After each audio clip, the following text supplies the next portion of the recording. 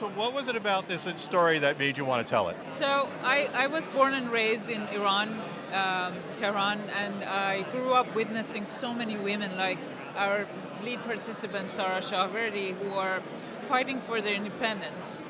And then I moved to the United States at a young age, and now having lived equally between the two worlds, I see a lot of the topics that are explored in Cutting Through Rocks, mainly the gender injustice, is a shared concern, especially when it comes to the way in which women's body becomes a battleground. And so with that in mind, I also wanted to see how about the women who never left their home country? How are they shifting the dynamics there? So through extensive research, I came across this tenacious individual, and then as I learned that she's running for a council seat, I contacted Mohammadreza Eyni, who I had worked with in the past, and I said, let's go to this village together. Yeah, and thank you for calling me. So, so the title of our film is Cutting Through Rocks, and it's about a woman who fights against traditions, and she wants to give voice to other women and also empowering her community. So, of course, it was really amazing story for me as someone who's coming from the community, and then spending 8 years. We spent 8 years making this film.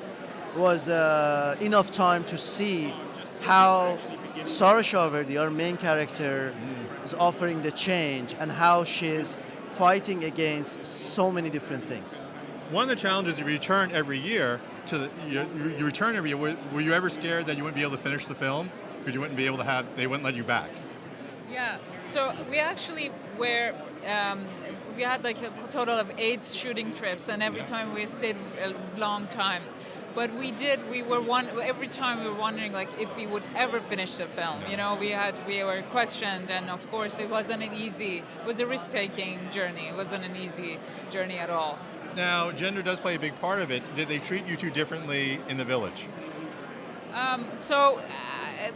Yes and no, because in some ways the way that also plays in the fact that we, as a duo collaborators, I was able to connect to the women communities in a very intimate way that Mohammadreza maybe in the very beginning couldn't, and then vice versa. Like there was no way for me to connect to the men communities, and so this duality is also like played in.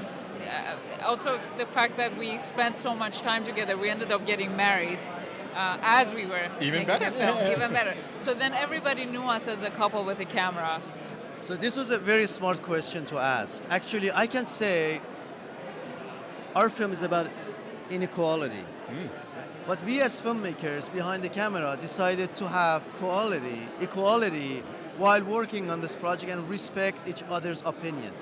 And I'm sure that, because it's observational filmmaking, it's a documentary film, it was also a chance for people of the village to see that, it's possible, it could be practicing. Because those women and those teenage girls in our film are amazing, and they need a little bit more space. And we have so amazing women in Iran, like Sara is a filmmaker here, and I've learned a lot from her. So, of course, we need to respect what they are doing, and we need to learn from them.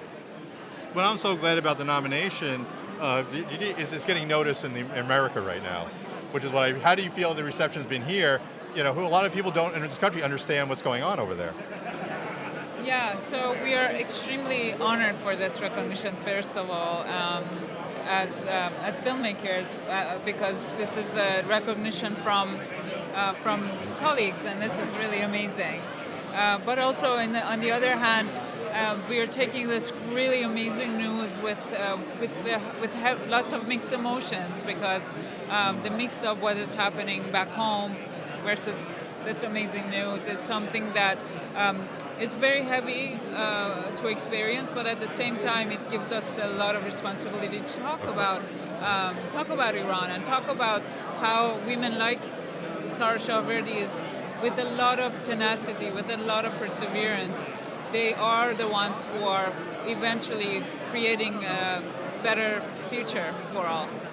This is the first Iranian feature documentary ever being nominated for Oscar. Yeah. So I remember it was maybe 15 years ago. Iranian director Farhadi was nominated, and I didn't sleep to see that is nominated as a cinema student. This time, what happened for us was because of internet shutdown, nobody knew about our nomination. And also, we didn't have access to them to share the news with them, but also we were so worried about our people regarding what was happening in the country. So we wanted to be happier with this recognition. So it makes it really complicated.